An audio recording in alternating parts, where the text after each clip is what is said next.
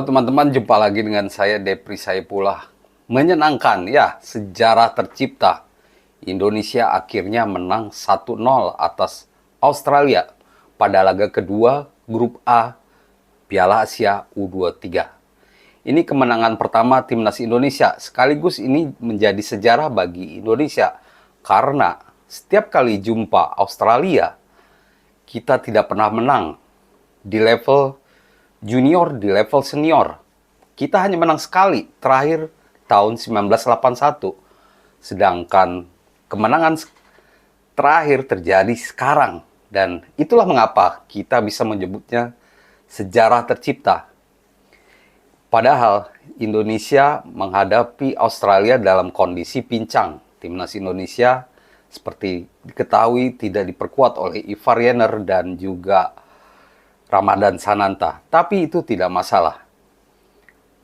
Timnas Indonesia berhasil mencetak gol lewat Komang Teguh di menit ke-45.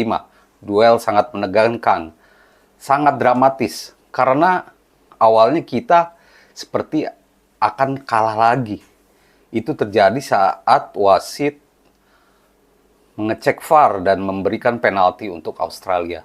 Di situ saya sempat menduga, wah kalah lagi. Atau paling nggak imbang gitu. Tapi ternyata penalti yang dieksekusi oleh Muhammad Traore berhasil ditepis oleh Hernando Ari. Penalti diberikan setelah Komang Teguh dianggap handball di kotak penalti. Uniknya, Komang Teguh yang sebelumnya hampir menjadi pesakitan, dia menjadi hero. Dialah yang menjadi pencetak gol Indonesia ke gawang Australia. Dia mampu memanfaatkan tembakan memantul dari Nathan yang langsung disundulnya dengan sempurna sehingga membuat gol untuk Indonesia. Kita kalah dalam statistik. Australia sangat menyerang. Mereka melepas 21 kali tembakan dan 5 diantaranya mengarah ke gawang. Sedangkan kita melepas 8 kali tembakan dan hanya 1 kali mengarah ke gawang, dan itu adalah yang menjadi gol Indonesia. Kita juga kalah dalam penguasaan bola, jumlah passing, bahkan tendangan sudut. Australia benar-benar mendominasi, tapi kita mampu dengan tenang menghadapi serangan demi serangan dengan baik, dan semua pemain melakukan tugasnya dengan baik. Di laga ini cukup mengejutkan. Apa yang ditampilkan oleh Sintayang cukup mengejutkan. Tanpa Ivar Jenner dan Ramadan Sananta, Sintayang ternyata melakukan eksperimen dengan menurunkan dua winger sekaligus. Yang unik, eksperimen pertama yaitu menempatkan James Kelly-Schroyer sebagai striker. Fajar Faturrahman seperti yang saya duga mendapatkan posisi starter. Dan untuk mengatasi hilangnya Ivar Jenner, Sintayang menempatkan Nathan Chuaon. Bukan posisi Nathan yang sebenarnya. Di klub dia tidak pernah main di posisi gelandang bertahan, tapi di timnas Indonesia pemain harus bisa main di beberapa posisi, karena itulah yang disukai oleh Sintayang. Sehingga kalaupun main di tengah, dia bisa melakukan tugasnya dengan baik, dan Nathan bisa melakukan itu dengan baik. Dan kita tahu bahwa awalnya saya menduga bahwa Justin Hamner langsung dimainkan di laga ini. Ternyata Sintayang tidak mau memaksakan. Justin Hamner hanya main di 20 menit terakhir sebagai pengganti Fajar Faturrahman apa ya? Kalau nggak salah ya, Fajar Faturrahman yang cedera, atau Komang Teguh ya. Nah, tidak disangka, bahkan di awal babak kedua Sintayang tidak menurunkan Justin Hubner secara langsung. Dia tahu bahwa Justin Hubner pasti kelelahan. Dan hebatnya, Sintayong tetap percaya kepada trio back kita, Rizky Ridho, Komang Teguh, dan Muhammad Ferrari. Itu artinya apa? Kita tidak tergantung dengan pemain keturunan, tidak tergantung dengan main naturalisasi. Pemain lokal pun tetap dipercaya oleh Sintayong. Karena yang diperlukan oleh Sintayong adalah kedalaman skuad. Siapapun yang main, lokal atau keturunan, tetap sama.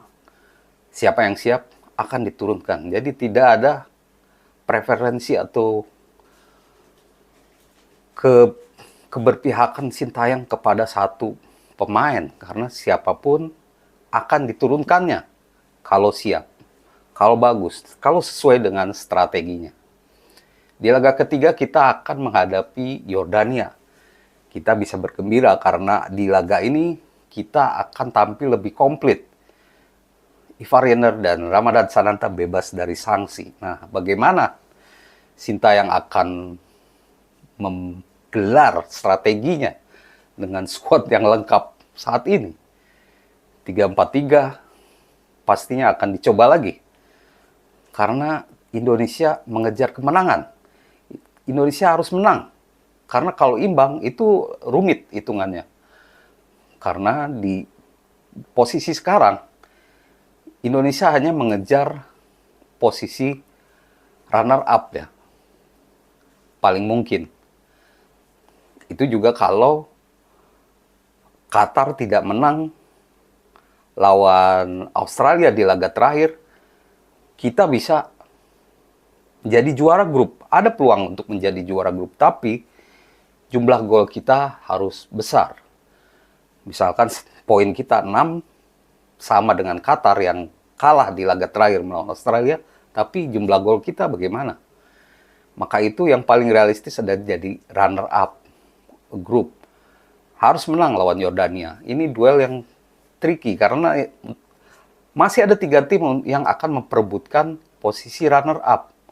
Australia juga masih berpeluang jadi runner up dengan catatan Indonesia kalah misal atau Yordania kalah.